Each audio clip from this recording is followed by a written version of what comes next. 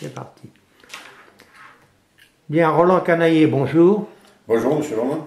Alors, pour les internautes qui ne seraient pas au courant, mais il ne doit pas y en avoir beaucoup, je rappellerai simplement que vous êtes maire de Molière-Cavaillac et président de la communauté de communes du pays Viganais, mais c'est surtout en tant que président que nous allons avoir ce petit entretien.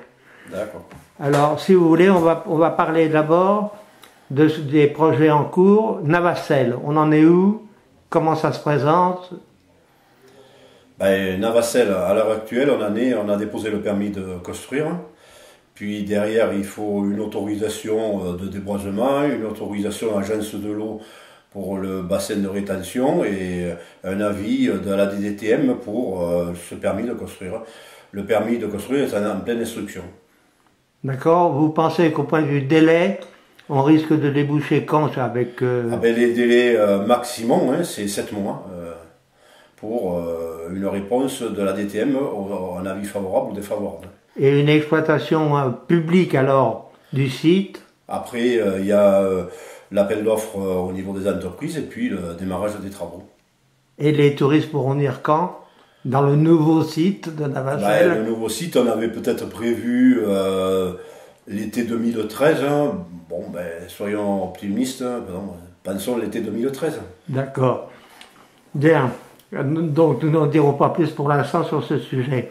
Alors un autre sujet d'actualité, parce qu'évidemment on a vu les dégâts, c'est la déchetterie. Oui. On en est où? Qu'est-ce qui se passe à ce niveau-là? Est-ce qu'on va s'en sortir correctement? La déchetterie, la première des choses à faire, c'était le nettoyage des berges de l'Arve, hein, parce qu'on avait entre tout 13 km à nettoyer. Bon, comme vous l'avez vu, on a fait appel à Pôle emploi, qui nous a envoyé une vingtaine de personnes qui étaient au chômage, ce qui a permis de faire travailler une vingtaine de personnes pendant 2 mois. Bon, le nettoyage, je remercie tous les bénévoles, tout ça, l'appel qu'on a fait, qui ont travaillé là-dessus, qui ont pris conscience du nettoyage des berges, qui s'est bien passé. Après, derrière, il a fallu sécuriser le site. Donc on a fait l'étanchéité du ruisseau avec le bouchage complet de la buse et il y a une déverse avec un moteur.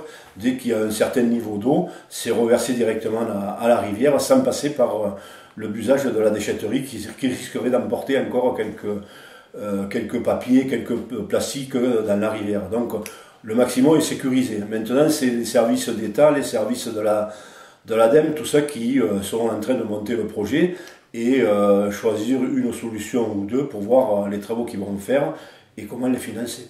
Disons que pour l'instant, on peut être optimiste, ça ne devrait pas se reproduire dans l'immédiat en tout cas.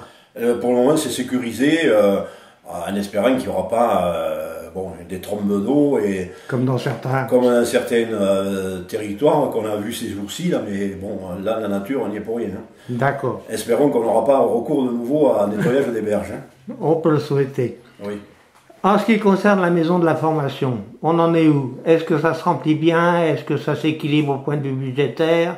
Est-ce que ça répond à l'attente que vous aviez quand vous l'avez fait? Oui, au début, ça a été un démarrage un peu difficile, mais maintenant, on répond et c'est surtout, je remercie et félicite Gérard Gervasoni parce que il fait un travail remarquable avec Annie Pagès là-bas sur place. Hein.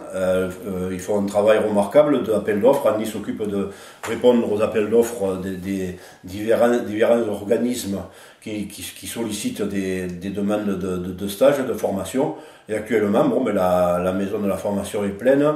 On va faire un point, mais on avait déjà un peu fait. On arrive à équilibrer le fonctionnement et le remboursement de l'emprunt qu'il y avait eu, mais on n'avait pas un gros emprunt dessus. Et dans ce même bâtiment, sachez aussi qu'il y a le service des impôts et on avait fait, on a fait un emprunt, mais pour tiers, qui nous rembourse le montant de l'emprunt à l'euro près. D'accord, c'est les loyers payés par les impôts qui paient en réalité l'emprunt. Qui paie l'emprunt, pas la totalité de l'emprunt. Il y a la partie de la formation quand même. Bien sûr, d'accord. Mais là, c'est la communauté commune qui fait pour tiers. Et c'est vrai que ça fait des emprunts, mais qui sont remboursés par tiers. Bon, le cas d'emprunt sera fini, et bien ça sera une ressource pour la communauté des communes, voilà. Parce que actuellement, les ressources des collectivités, les subventions diminuent de plus en plus, et si on ne fait pas de l'investissement, si on n'a pas du patrimoine, on n'a pas de ressources, eh bien, je ne sais pas comment on va les trouver, les ressources futures des collectivités. D'accord. Bien, alors parlons maintenant de choses un peu plus, un peu plus épineuses, si on peut dire. Lors du dernier conseil de la communauté, vous avez présenté le budget 2012. Oui.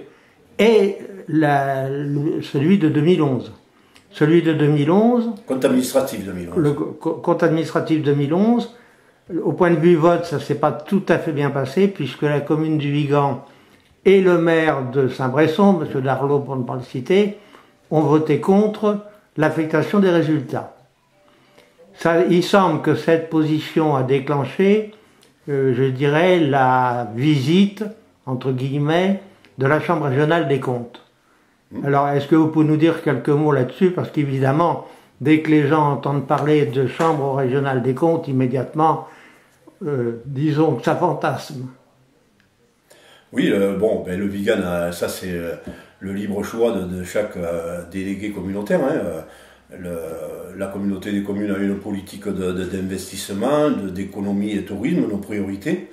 Bon, après, chacun pense selon le Vigan. Bon, c'est pas la première fois qu'il ne vote pas le budget, hein. Je crois que c'est jamais voté, quoi. Alors, bon, ben, ça c'est le problème des élus qui disent que l'orientation n'est peut-être pas bonne à leurs yeux, mais bon, il y en a quand même 20 maires qui l'ont voté sur 22. Hein, bon. D'accord. Alors cette chambre régionale... Cette chambre régionale des comptes on est en train d'être contrôlée en ce moment sur la sincérité du budget 2012. Je crois que c'est la première fois qu'on voit ça, parce que quand la chambre régionale des comptes elle vient, elle contrôle 5 ou 6 ans en arrière. Bon, là, uniquement la sincérité du budget 2012.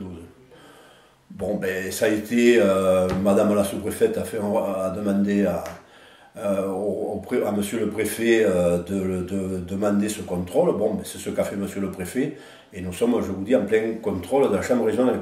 Ce que je regrette, c'est que bon, tout est bloqué. Je pense que c'est le dernier cadeau de Madame la sous-préfète. Tout est bloqué, c'est-à-dire, je regrette beaucoup pour les associations. Malheureusement, je crois que 2012, hein, les subventions des associations, ben, elles seront obligées de se débrouiller par elles-mêmes. Ah, ça bloque tout. Ah, ça bloque tout, sauf les payes des employés, ce qui est quand même normal, qu'on puisse payer les employés. Mais tant que le contrôle n'est pas fini, tout est bloqué. Alors malheureusement, on s'excuse auprès des associations, mais voilà, où en est le pays viganais. Et vous pensez que ce contrôle va durer longtemps? Ben, tant qu'on nous demande à fournir des documents pour certifier les dépenses, il a un mois, le magistrat, pour nous donner sa réponse, et puis ça passe, c'est le préfet qui donne la dernière réponse. Et à ce moment-là, ça peut durer encore 2-3 mois, je ne sais pas. Ah. Donc une année perdue, voilà, on n'a pas besoin de ça au niveau du pays viganais, mais enfin bon. Mais ça ne bloque que pour les associations, ou au niveau des travaux, ça tous les travaux, tout est arrêté. Ah bon? Oui, oui. Vous me parliez tout à l'heure de la déchetterie. Souhaitons qu'il n'arrive rien, parce que si ceux qui nous ont mis à la Chambre régionale des comptes, s'il y avait une pollution de la rivière importante, après, chacun, j'espère, prendra ses responsabilités. La seule liberté qui vous reste, si je puis dire liberté, c'est de payer le personnel. Le personnel et du fonctionnement. Et le fonctionnement courant. Le fonctionnement courant, comme les ordures ménagères qu'on est obligé de collecter, tout ce qui est fonctionnement, bien sûr l'énergie, tout ça, on est bien obligé de payer. Oui, bien sûr. Est-ce que cette visite de la Chambre régionale va se terminer par un rapport écrit? Bien sûr. Et ce rapport sera public ou non? Bien sûr. Voilà, bon, bah ça au moins c'est clair. Pas de problème, nous, tout est transparent.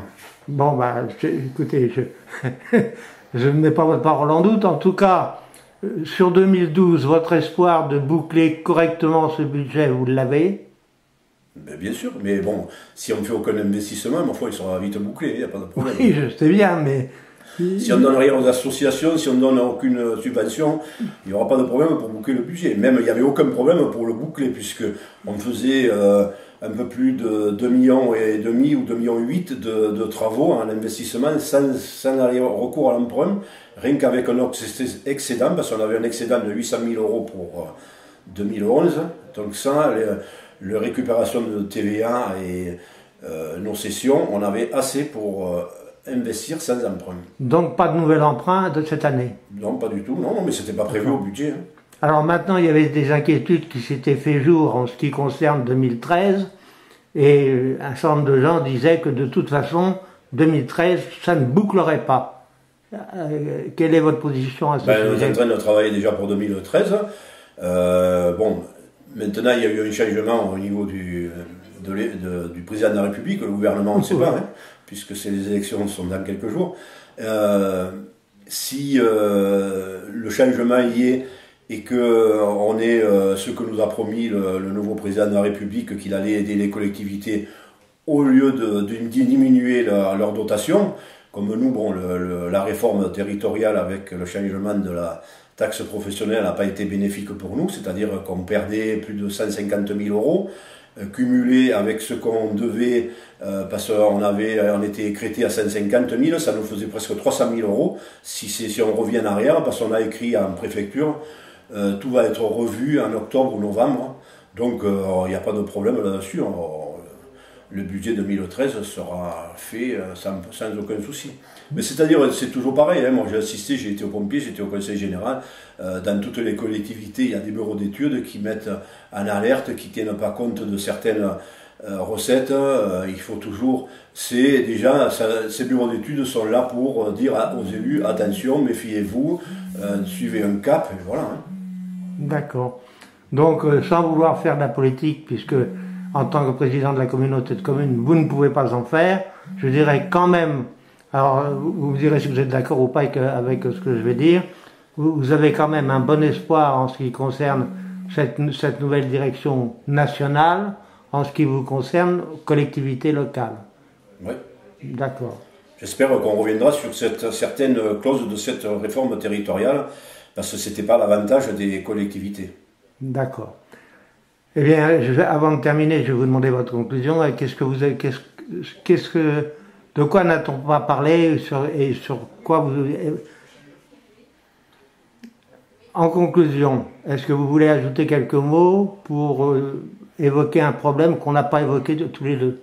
Donc moi, je dirais simplement que le pays viganais, tout le territoire est en difficulté. Hein. On le sait depuis la perte de grosses usines comme Well et tout ça, ou Watts qui sont partis. Et il faut essayer de travailler tous ensemble et faire des blocages comme ça, c'est pas dans l'intérêt du territoire. Il faut travailler tous ensemble dans l'intérêt du territoire. Et moi, je suis pour travailler dans l'intérêt du territoire, et travailler pour l'intérêt personnel, ça ne rapporte jamais rien pour le territoire. Eh bien, nous conclurons sur ces bonnes paroles. Monsieur Roland Canaillé, merci de votre accueil. Merci à vous.